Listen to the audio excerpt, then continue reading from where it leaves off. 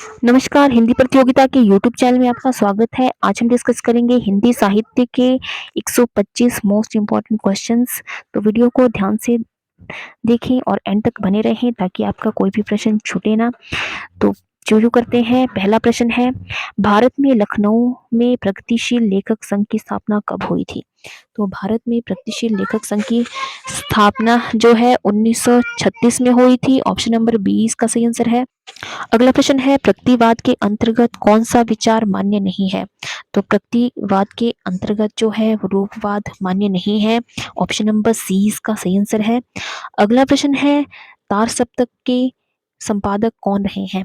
तो तार सप्तक के संपादक जो थे वो थे अज्ञेय जी। ऑप्शन नंबर ए इसका सही आंसर है। अगला प्रश्न है, प्रयोगवाद का जन्म किस वैश्विक घटना से प्रभावित था? तो प्रयोगवाद का जन्म जो है द्वितीय विश्व युद्ध में नरसंहार से प्रभावित था। ऑप्शन नंबर 20 का सही आंसर है। अगला प्रश्न है, नई कविता को स्थापित करने वाली पत्रिका नए पत्ते के संपादक कौन थे? तो नई कविता को स्थापित करने वाली पत्रिका नए पत्ते के संपादक थे राम स्वरूप चतुर्वेदी और Laxmikant Verma. Option number A इसका सही आंसर है।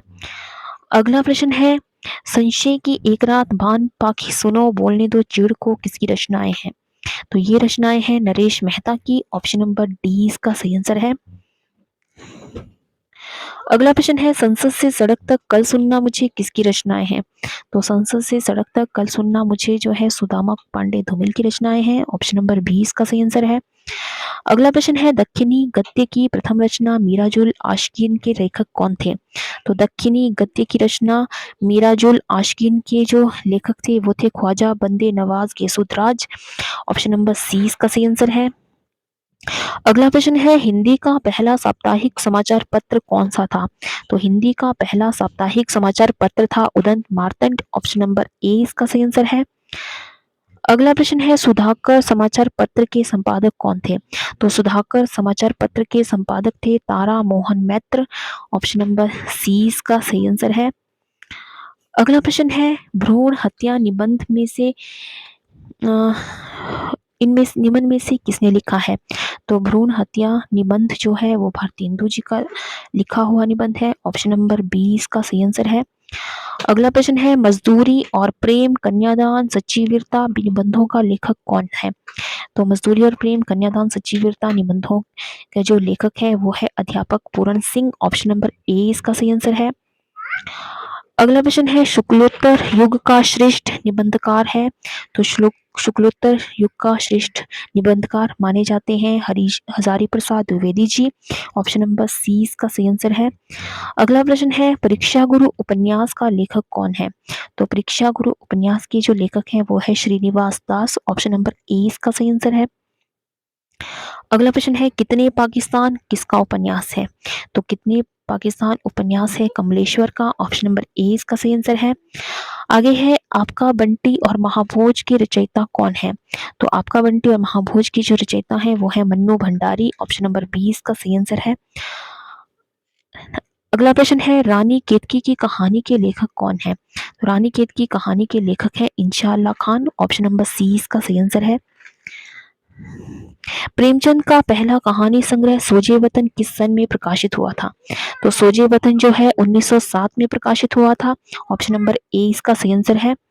भीष्म साहनी वैभव प्रसाद गुप्त यशपाल किस विचारधारा के पोषक थे? ये मार्क्सवादी विचारधारा के पोषक थे। ऑप्शन नंबर 20 का सही आंसर है।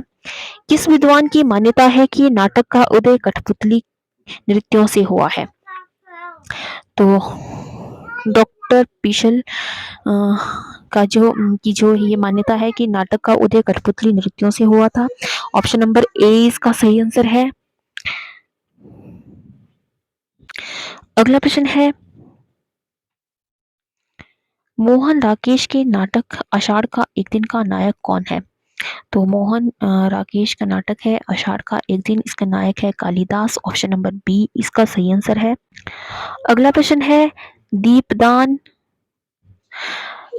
पृथ्वीराज की आंखें रेशमी टाई एकांकियां किसके हैं? तो ये सभी एकांकी जो है वो राम कुमार वर्मा की लिखी हुई है। ऑप्शन नंबर बी इसका सही आंसर है। भाषा के तीन रूप व्यक्तिक, सामाजिक, सामान्य किस भाषा वैज्ञानिक ने स्वीकार किए हैं? तो ये सॉसूर द्वारा स्वीकृत किए गए हैं। ऑप्शन नंबर ए इसका सही आंसर है। अमानक भाषा कब मानक बन जाती है? तो अमानक भाषा जो है सामाजिक स्वीकृति पाकर मानक बन जाती है। ऑप्शन नंबर सी इसका सही आंसर है। भाषा विज्ञान में रूप विज्ञान के अंतर्गत किसका अध्ययन होता है? तो भाषा विज्ञान में रूप विज्ञान के अंतर्गत शब्द का अध्ययन होता है। ऑप्शन नंबर बी इसका सही आंसर है। स्वरों के सार्थक समूह को क्या कहते हैं? तो यहाँ स्वरों होगा। स्वरों के सार्थक समूह को क्या कहते हैं? तो स्वरों के सार्थक समूह को शब्द कहते हैं। अमीर खुसरो की पहेलियां, मुकरियां आदि किस भाषा में है? तो ये सभी जो है खड़ी बोली में लिखी हुई हैं। ऑप्शन नंबर ए इसका सही आंसर है। पिंडार ने किस विधा में साहित्य रचना की है? तो पिंडार में गीत, इनकी जो साहित्य रचना है वो गीतों में की गई है। प्रिंसेस टू लिरिकल बैलेड्स किसकी रचना है? प्रीफेस टू लिरिकल बैलेड्स किसकी रचना है? तो ये रचना वर्ड्सवर्थ की है।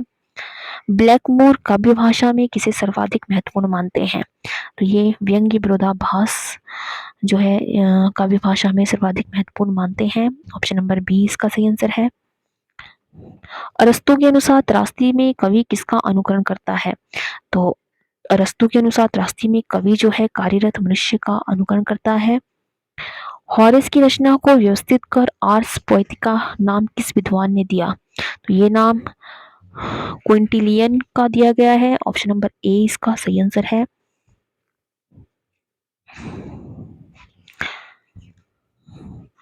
अगला प्रश्न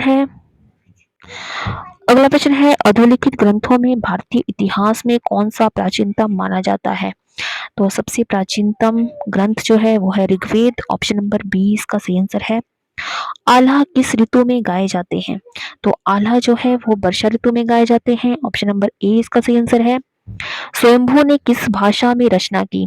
तो स्वयंभू ने जो है वो अपभ्रंश भाषा में जो रचना की है। धर्म की रसात्मक अनुभूति की ही भक्ति है अथवा प्रेम और श्रद्धा के योग का नाम भक्ति है, किस विद्वान द्वारा परिभाषाएं दी गई हैं? तो ये परिभाषाएं जो है वो आचार्य रामचंद्र शुक्ल की दी गई हैं। ऑप्शन नंबर सी इसका सही आंसर है। दिव्य प्रबंधम संग्रह किनके पद हैं? तो दिव्य प्रबंधन जो है वो अलवार संतों के पद है। ऑप्शन नंबर बी इसका सही आंसर है। संयुक्त रूप से ब्रह्मसूत्र उपनिषद तथा भागवत को क्या नाम दिया गया है? तो इसे प्रस्थान त्रयी नाम दिया गया है। ऑप्शन नंबर डी इसका सही आंसर है। अगला प्रश्न है निम्नलिखित में से कौन सी रचना मुल्ला दाऊद की है? तो इनमें से जो रचना है वो मुल्ला दाऊद की है वो है चंदायन। ऑप्शन नंबर बी इसका सही आंसर है। जर्मन दार्शनिक शेलित गोथे, कांत और शिलर ने कला विषय किस मत का समर्थन किया? तो इन्होंने जो है कला के लिए जो है इसका समर्थन किया है। ऑप्शन नंबर 20 का सही आंसर है। अगला प्रश्न है काव्य को 15वीं विधा किसने कहा है? तो काव्य को 15वीं विधा कहा है आचार्य राजशेखर ने दिया कहा है। काव्य को 15वीं विधा जो है राजशेखर ने कहा है। ऑप्शन नंबर डी इसका सही आंसर है। अगला प्रश्न है औचित्य संप्रदाय के व्यवस्थापक कौन है? तो औचित्य संप्रदाय के व्यवस्थापक जो हैं वो है आचार्य क्षेमेंद्र। ऑप्शन नंबर बी इसका सही आंसर है। लाटी रीति की खोज किसने की? तो लाटी रीति की खोज की है बामन ने। ऑप्शन नंबर बी इसका सही आंसर है। लाटी रीति की खोज जो है वो रुद्रट के द्वारा की गई है। ऑप्शन नंबर ए इसका सही आंसर है। यूनानी शब्द मिथास का अर्थ क्या है? तो यूनानी शब्द मिथास का अर्थ होता है मुंह से निकला हुआ। ऑप्शन नंबर ए इसका सही आंसर है। अगला प्रश्न है आचार्य रामचंद्र शुक्ल आलोचकों की किस श्रेणी में आते हैं? तो आचार्य रामचंद्र शुक्ल जो है वो आलोचकों की रसवादी श्रेणी में आते हैं। ऑप्शन नंबर बी इसका सही आंसर है। कविता मूलतः जीवन की समालोचना है, किसने कहा है? Poetry is the criticism of life. ये जो है कहा गया है मैथ्यू आर्नोल्ड के द्वारा। ऑप्शन नंबर ए इसका सही आंसर है। अनेकार्थ मंजरी की रचना किसने की है? तो अनेकार्थ मंजरी की रचना की है नंददास ने। ऑप्शन नंबर बी इसका सही आंसर है। उचित शब्द से रिक्त स्थान की पूर्ति कीजिए। गद्य शिक्षण से शब्द भंडार तथा डैश वृद्धि होती है। तो इसमें जो है ज्ञान की वृद्धि होती है। गद्य शिक्षण से शब्द भंडार तथा ज्ञान की वृद्धि होती है। तो ऑप्शन नंबर बी इसका सही आंसर है। गद्य शिक्षण के प्रमुख प्रकार है। तो गद्य शिक्षण के प्रमुख 3 प्रकार है। गद्य कौशल में डैश नितांत आवश्यक है। तो गद्य कौशल में जो है संशिक्षण की पूर्णता जो है नितांत आवश्यक है। गद्य शिक्षण से डैश शक्ति का विकास होता है। तो गद्य शिक्षण से जो है रचनात्मक शक्ति का विकास होता है। शुद्ध शब्द उच्चारण का विकास डैश शिक्षण से किया जाता है। तो गद्य शिक्षण से जो है शुद्ध शब्द उच्चारण का विकास का शिक्षण जो है गद्य शिक्षण से किया जाता है। मूल्यांकन आयाम के प्रवर्तक हैं। तो मूल्यांकन आयाम के जो प्रवर्तक है वो है ब्लूम। शिक्षा प्रक्रिया के मुख्य उद्देश्य हैं। तो शिक्षा प्रक्रिया के मुख्य उद्देश्य भावात्मक उद्देश्य, ज्ञानात्मक, क्रियात्मक सभी हैं। तो ऑप्शन नंबर डी इसका सही आंसर होगा।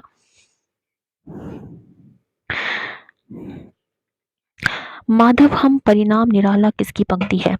तो ये पंक्ति जो है तुलसीदास की है। ऑप्शन नंबर बी इसका सही आंसर है। अंगद पैज ग्रंथ के रचयिता कौन है? तो अंगद पैज ग्रंथ के जो रचयिता हैं वो है ईश्वरदास। महापुराण किस कवि की रचना है? तो महापुराण जो है वो पुष्पदंत की रचना है। रीतिकाल को निम्न में से कौन सा नाम नहीं दिया गया है? तो रीतिकाल को जो है प्रचार काल का नाम नहीं दिया गया है। ऑप्शन नंबर सी इसका सही आंसर है। रघुनाथ अलंकार किसकी रचना है? तो रघुनाथ अलंकार जो है वो सेवादास की रचना है। ऑप्शन नंबर सी इसका सही आंसर है। अगला प्रश्न है 1800 में कलकत्ता के पास श्रीरामपुर में पहला छापाखाना किसने लगाया था? तो 1800 ईस्वी में जो है कलकत्ता के पास श्रीरामपुर में पहला छापाखाना जो है वो पादरी कैरी ने लगाया था। ऑप्शन नंबर सी इसका सही आंसर है। अगला प्रश्न है चूरन साहब लोग जो खाता सारा हिंद हजम कर जाता पंक्ति भारतेंदु के किस नाटक से है? तो ये पंक्ति जो है अंधेर नगरी चौपट राजा भारतेंदु का एक नाटक है उनसे ली गई है। ऑप्शन नंबर ए इसका सही आंसर है। अगला प्रश्न है चाह नहीं मैं सुरबाला के गहनों में गूंथा जाऊं किसकी पंक्ति है? तो ये पंक्तियां जो है माखनलाल चतुर्वेदी की है। ऑप्शन नंबर बी इसका सही आंसर है। अगला प्रश्न है दुख ही जीवन की कथा रही क्या कहूँ क्या कहीं जो आज नहीं कही किसकी पंक्तियां हैं? तो ये पंक्तियां जो है वो निराला जी की है। ऑप्शन नंबर डी इसका सही आंसर है। अगला प्रश्न है मिट्टी की बारात धरती मैं उस जनपद का कवि हूँ किसकी रचनाएं हैं? तो ये रचनाएं त्रिलोचन जी की हैं। ऑप्शन नंबर ए इसका सही आंसर है। अगला प्रश्न है तीसरे तार सप्तक में कौन सा कवि नहीं है? तो तीसरे तार सप्तक में जो है प्रभाकर माचवे जो है वो शामिल नहीं थे। ऑप्शन नंबर ए इसका सही आंसर है। अगला प्रश्न है समकालीन कविता की काल सीमा प्रायः क्या मानी जाती है? तो समकालीन कविता की काल सीमा जो है 1965 से 2000 मानी जाती है। ऑप्शन नंबर ए इसका सही आंसर है। पंचपात्र निबंध के निबंधकार कौन है? तो पंचपात्र निबंध के निबंधकार जो हैं वो है Padumlal Punnalal Bakshi. Option number B इसका सही आंसर है। अमृत और विष के लेखक कौन है? तो अमृत और विष के लेखक हैं अमृतलाल नागर। ऑप्शन नंबर सी इसका सही आंसर है। अगला प्रश्न है हमजाद कुरु कुरु स्वाहा का तथा क्याप किसके उपन्यास है? तो ये उपन्यास जो है मनोहर श्याम जोशी के हैं। ऑप्शन नंबर डी इसका सही आंसर है। अगला प्रश्न है 1906 में सरस्वती में प्रकाशित एक अशरफी की कहानी के लेखक कौन थे? तो 1906 में सरस्वती में प्रकाशित एक अशरफी की कहानी के जो लेखक थे वो थे Pandit Venkatesh Narayan. Option number A इसका सही आंसर है। अगला प्रश्न है शैलेश मटियानी के कथा संग्रह दो दुखों का एक सुख हारा हुआ तीसरा सुख चील और महाभोज आदि में किस अंचल का चित्रण हुआ है? तो इसमें जो है कुर्मांचल का चित्रण हुआ है। ऑप्शन नंबर सी इसका सही आंसर है। अगला प्रश्न है, किस विद्वान की मान्यता है कि नाटक का उदय कठपुतली नृत्यों से हुआ है? तो ये पहले भी रिपीट हो चुका है। तो ये कथन जो है डॉक्टर पिशेल का दिया गया है। ऑप्शन नंबर बी इसका सही आंसर है। अगला प्रश्न है, बूढ़े मुंह मुहासे तथा तरंग किसके लिखे प्रहसन है? तो बूढ़े मुंह मुहासे और तरंग जो है राधा चरण गोस्वामी के द्वारा लिखे हुए प्रहसन है। अगला प्रश्न है, सेना सभा किस तरह की रचनाएं हैं? तो सेना सभा जो है समूहवाचक संज्ञाएं हैं। ऑप्शन नंबर बी इसका सही आंसर है। अगला प्रश्न है, किस वाक्य में कर्म कारक का चिन्ह आया है? तो इसमें जो है कर्म कार्य का चिन्ह जो है मोहन को जाने दो, इसमें कर्म कार्य है। अगला प्रश्न है, निम्नलिखित में से कौन सा युग्म सही नहीं है? तो इनमें से सही युग्म जो है जो युग्म सुमेलित नहीं है वो है मानस का हंस सूरदास। तो ऑप्शन नंबर सी जो है इस सही युग्म नहीं है। अगला प्रश्न है, अरस्तु विरचित ग्रंथ निम्न में से कौन सा है? तो अरस्तु के द्वारा लिखा गया ग्रंथ जो है वो है पोएटिक्स। ऑप्शन नंबर ए इसका सही आंसर है। अगला प्रश्न है, नव प्लेटोवाद का जन्मदाता किसे माना जाता है? तो नव प्लेटोवाद का जन्मदाता माना जाता है प्लोटिनस को। ऑप्शन नंबर सी इसका सही आंसर है। विडा कैसेल और टेसो किस देश के साहित्यकार थे? तो विडा कैसेल और टेसो जो है इटली के साहित्यकार थे। ऑप्शन नंबर बी इसका सही आंसर है। आचार्य रामचंद्र शुक्ल ने बिंबात का प्रवर्तक किसे माना है? तो आचार्य रामचंद्र शुक्ल ने बिंबात का प्रवर्तक माना है एफ एस फ्लिंट को। ऑप्शन नंबर सी इसका सही आंसर है। अगला प्रश्न है, सस्यूर श्लोकोवस्की रोमन योकोवसन किस साहित्य धारा से जुड़े थे? तो ये सभी जो है बिंबवाद से जुड़े हुए थे। ऑप्शन नंबर ए इसका सही आंसर है। अगला प्रश्न है, सुकरात के पिता का क्या नाम था? तो सुकरात के पिता का नाम था अरिस्टोन। ऑप्शन नंबर ए इसका सही आंसर है। अगला प्रश्न है, आलोचक बूचर के अनुसार अनुकरण का अर्थ क्या है? तो आलोचक बूचर के अनुसार अनुकरण का अर्थ है सादृश्य विधान नहीं जैसा वह देखता है। ये जो है इसका अर्थ होता है अनुकरण का। अगला प्रश्न है, लोजाइनस के अनुसार औदात्य रचना के किस तत्व में है? तो लोंजाइनस के अनुसार औदात्य रचना जो है वो दोनों में सम्मिलित रूप से जो है इस तत्व में औदात्य रचना जो है इस तत्व में है, दोनों में सम्मिलित रूप से है। ऑप्शन नंबर सी इसका सही आंसर है। अगला प्रश्न है, वर्ड्सवर्थ काव्य में कैसे लोग का चित्रण करना चाहता है? तो वर्ड्सवर्थ जो है काव्य में हम्बल जो सामान्य लोग होते हैं उसका चित्रण करना चाहता था। ऑप्शन नंबर ए इसका सही आंसर है।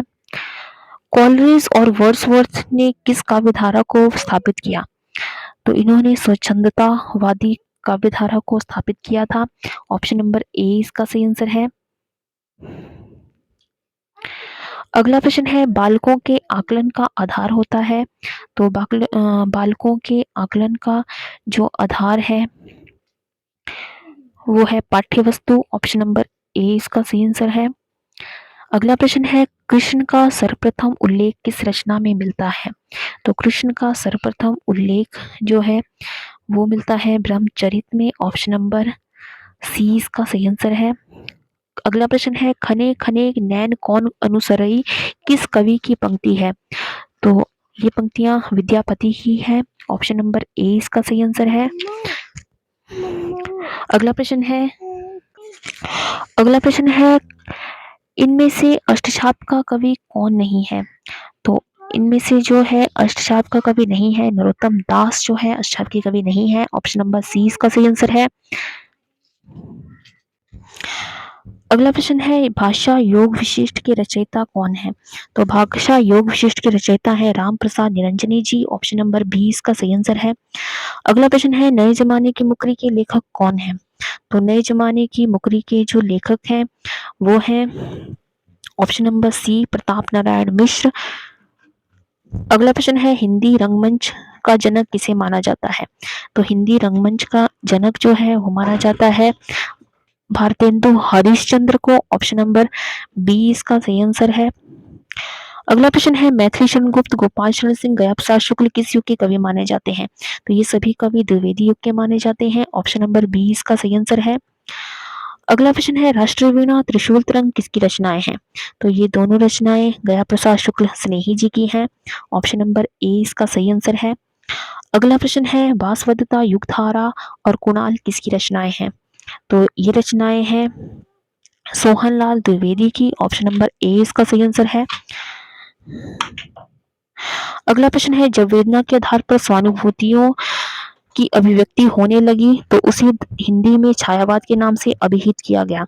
ये परिभाषा किसकी है? तो ये परिभाषा जयशंकर प्रसाद की दी गई है। ऑप्शन नंबर ए इसका सही आंसर है। अगला प्रश्न है नीरजा, यामा, दीपशिखा, सांध्य गीत किसकी रचनाएं हैं?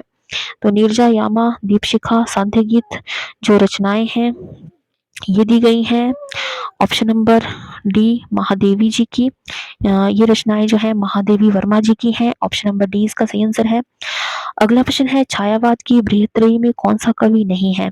तो छायावाद की बृहत्त्रयी में जो है दिनकर जी शामिल नहीं है। ऑप्शन नंबर बी इसका सही आंसर है। अगला प्रश्न है छायावाद सूल के प्रति सूक्ष्म का विद्रोह है किसने कहा है?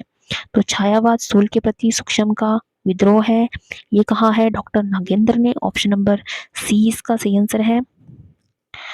अगला प्रश्न है युगधारा, प्यासी पथराई आंखें एवं भस्मांकर के रचयिता कौन है? तो इसके रचयिता है नागार्जुन। ऑप्शन नंबर बी इसका सही आंसर है। अगला प्रश्न है 1935 ईस्वी में यूरोप में कहाँ प्रगतिशील लेखक संघ की स्थापना हुई?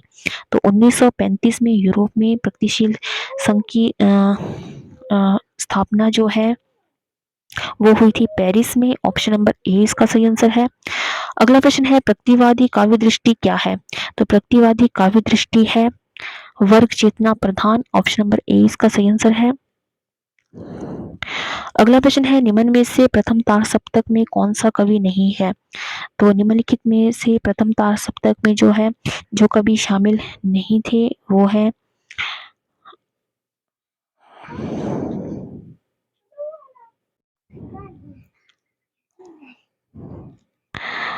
तो तार सप्तक में जो शामिल कवि है नहीं है इसमें जो तार सप्तक में जो कवि शामिल है वो है अज्ञेय जी। ऑप्शन नंबर सी इसका सही आंसर है।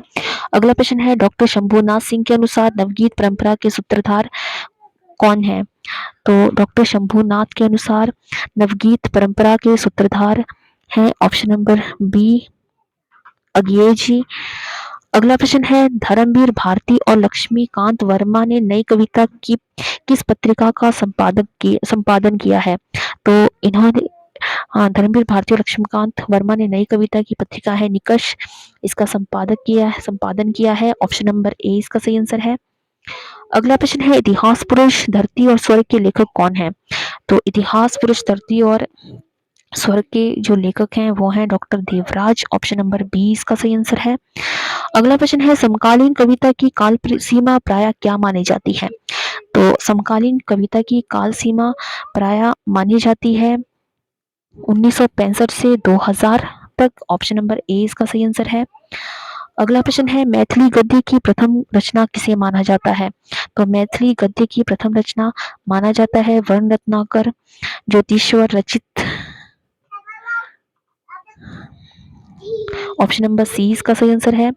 अगला प्रश्न है नाटक जारी है कि रचनाकार कौन है? तो नाटक जारी है कि रचनाकार हैं Leeladhar Jagudi. Option number A इसका सही आंसर है। अगला प्रश्न है निबंध बिखराव युक्त चिंतन है किसका कथन है? तो निबंध बिखराव युक्त चिंतन है ये कथन है बेकन का। ऑप्शन नंबर सी इसका सही आंसर है। अगला प्रश्न है रामायण का समय काशी मणिकर्णिका आदि भारतेंदु के निबंधों का विषय क्या है? तो इसका विषय है पुरातत्व। ऑप्शन नंबर बी इसका सही आंसर है। अगला प्रश्न है अंतस्तत तरलाग्नि मेरी खाल की हाय निबंध संग्रह के लेखक कौन है? तो इसके लेखक हैं आचार्य चतुर्सेन। ऑप्शन नंबर ए इसका सही आंसर है। अगला प्रश्न है श्रृंखला की कड़ियां किसकी रचना है? तो श्रृंखला की कड़ियां जो है वो महादेवी वर्मा की रचना है। ऑप्शन नंबर ए इसका सही आंसर है। अगला प्रश्न है कौन तो फुलवा अ,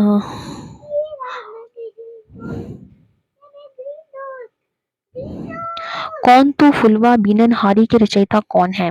तो इसके रचयिता है विद्या निवास मिश्र। ऑप्शन नंबर सी इसका सही आंसर है। अगला प्रश्न है शिव प्रसाद सिंह सितारे हिंद का पहला निबंध कौन सा है?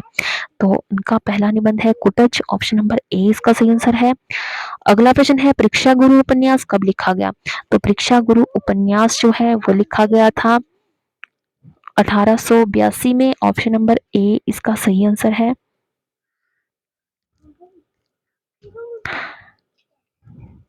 सॉरी, शिव प्रसाद सितारे हिंद का जो पहला निबंध था वो था राजा भोज का सपना। ऑप्शन नंबर बी इसका सही आंसर है। अगला प्रश्न है अमृत और विष के रचनाकार कौन है? तो अमृत और विष के रचनाकार हैं अमृतलाल नागर जी। ऑप्शन नंबर ए इसका सही आंसर है। अगला प्रश्न है मुझे चांद चाहिए उपन्यास के लेखक कौन है? तो मुझे चांद चाहिए उपन्यास के लेखक हैं Surendra Verma. Option number C इसका सही आंसर है। अगला प्रश्न है मित्रों मरजानी जिंदगीनामा ढार से बिछुड़ी किसके उपन्यास है? तो मित्रों मरजानी जिंदगीनामा ढार से बिछुड़ी जो है ये सभी उपन्यास जो हैं कृष्णा सोबती के लिखे गए हैं। ऑप्शन नंबर डी इसका सही आंसर है। अगला प्रश्न है प्रसाद जी की प्रकाशित पहली कहानी कौन सी थी? तो प्रसाद जी की प्रकाशित पहली कहानी जो है वो थी ऑप्शन नंबर ए ग्राम। अगला प्रश्न है सचेतन कहानी आंदोलन का प्रवर्तक किसे माना जाता है?